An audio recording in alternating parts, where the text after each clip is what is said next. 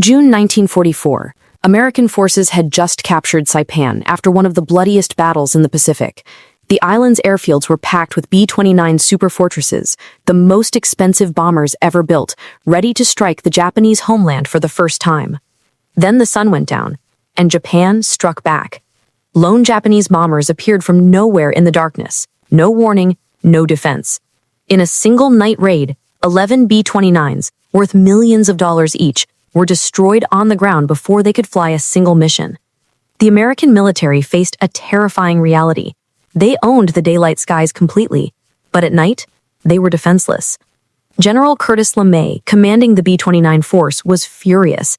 General Douglas MacArthur demanded a solution. The entire island-hopping strategy, everything America had fought for in the Pacific, was vulnerable every single night. What they needed was a hunter that could see in total darkness, a machine that could turn the tables on an enemy who thought the night belonged to them. They needed the Black Widow. In October 1940, before Pearl Harbor, American observers in London watched the German Luftwaffe's night blitz destroy entire city blocks. But they also saw something remarkable.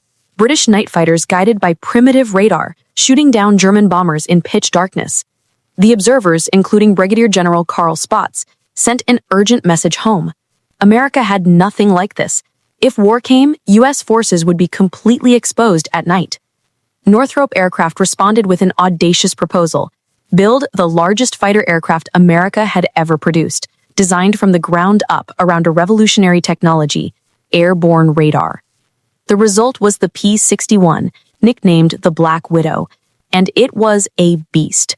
66-foot wingspan, two massive Pratt & Whitney engines producing 2,250 horsepower each, maximum takeoff weight of 36,000 pounds, heavier than most bombers. This wasn't a nimble dogfighter. This was a flying weapons platform carrying 3 men and a secret that would change aerial warfare forever. The secret was the SCR-720 radar system mounted in the nose of the aircraft. It could detect enemy aircraft nearly 5 miles away in total darkness. The pilot couldn't see it. Ground control couldn't see it. But the radar operator, seated in the rear compartment they called the greenhouse, could track every movement on his glowing cathode ray scope. The firepower was devastating. 4 20mm cannons fixed in the belly firing forward with concentrated lethality. A remote-controlled turret on top with 4 50-caliber machine guns. The P-61 was designed to kill on the first pass, because in the darkness, you might not get a second chance. By mid-1944, 8 P-61 squadrons were operating in the Pacific Theater. The night hunters had arrived. June 30th, 1944, Eastfield, Saipan. Just 9 days after the initial Marine landings, the island was barely secured. Japanese soldiers were still hiding in caves. The captured airstrip was crude, a jeep strip carved from coral and mud. Second Lieutenant Dale Haberman and Flight Officer Raymond Mooney sat in their P-61, tail number 425527, nicknamed Moon Happy. They were about to make history. Ground radar detected an unidentified aircraft approaching the island. The controller's voice crackled. Bluegrass 56, vector heading 270, climb to Angels 12. Haberman pushed the throttles forward. The massive Black Widow climbed into the darkness. In the rear compartment, Mooney stared at his radar scope, watching for the telltale blip. 5 minutes of searching. Then there. Contact, Mooney called over the intercom. Bogey bearing 285, range 4 miles, altitude 11,000. Mooney's voice guided Haberman through the invisible sky. Left, steady now, climb slightly, closing to 3 miles.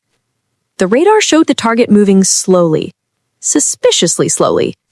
Range 400 feet, you should have visual. Haberman squinted into the darkness. Then he saw it. The distinctive silhouette of a Mitsubishi G4M Betty bomber. Its navigation lights carelessly illuminated. Allied pilots had nicknamed the Betty the Flying Lighter because its designers had sacrificed armor and fuel tank protection for range. One good burst would turn it into a fireball. The Japanese command faced a devastating calculation. In daylight, their aircraft were slaughtered by swarms of American fighters. The Great Marianas Turkey Shoot in June 1944 had destroyed hundreds of Japanese planes in a single day. Daytime operations were suicide.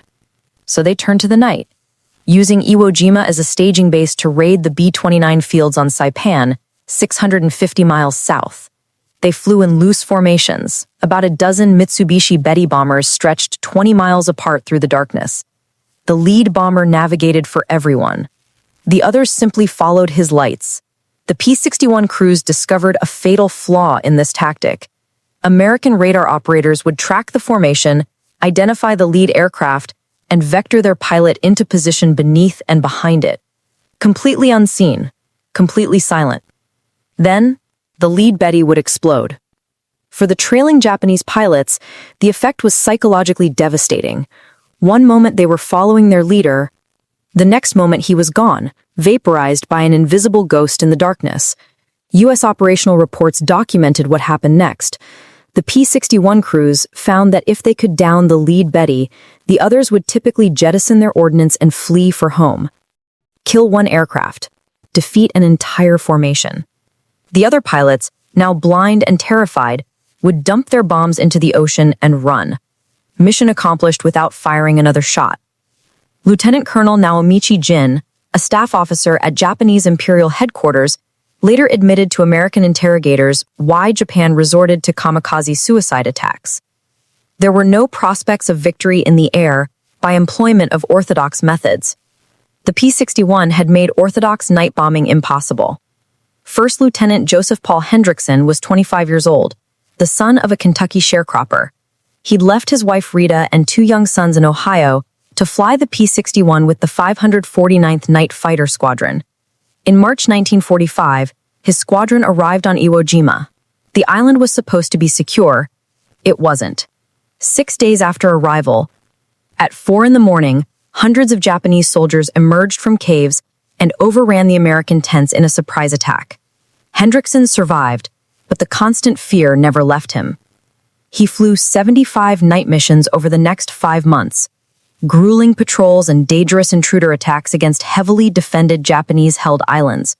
Years later, describing the moment the war ended, he told his son, "I guess it was a little something like, 'My God, I just don't have that constant threat of dying anymore. It's not at you, it's gone.'" The P-61 squadrons defending Iwo Jima achieved something remarkable.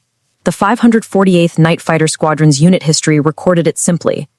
Not a single Japanese bomb fell on Iwo Jima, while the 548th stood nighttime watch. The night hunters had accomplished their mission. August 14th, 1945, the night before Japan surrendered. Lieutenant Robert Clyde and Lieutenant Bruce LaFord, flying P-61, Lady in the Dark from Okinawa, detected a Japanese fighter attempting one last mission. They closed in for the kill. But the Japanese pilot spotted the massive black shape stalking him through the darkness. Panic. He dove to wavetop level, desperately maneuvering to escape. The Black Widow hadn't fired a single shot. The mere presence of the night hunter was enough. The Japanese pilot flew his own aircraft into the water. The P-61's final victory came without pulling the trigger, the ultimate psychological kill. 706 P-61 Black Widows were built. They claimed 127 confirmed aerial victories, but their real achievement was strategic. They defended America's most valuable assets, justified the invasion of Iwo Jima, and proved that technology combined with courage could transform warfare itself. The Japanese had believed darkness was their sanctuary. The Black Widow taught them otherwise. Some lessons are learned in daylight, others in the terrifying moment when an invisible predator strikes from the night sky.